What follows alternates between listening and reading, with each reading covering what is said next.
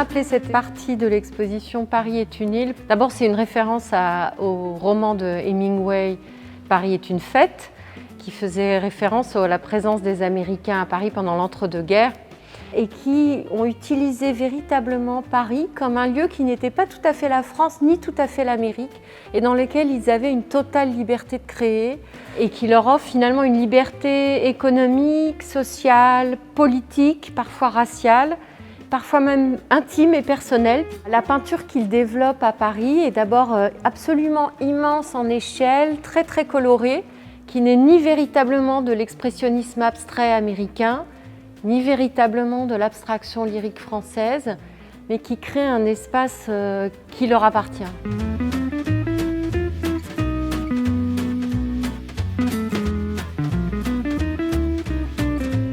Dans cette œuvre de Joan Mitchell, qui s'appelle La Fontaine, quand on regarde de prime abord l'œuvre, on a vraiment l'impression qu'on ne voit rien, des giclures de couleurs très énergiques.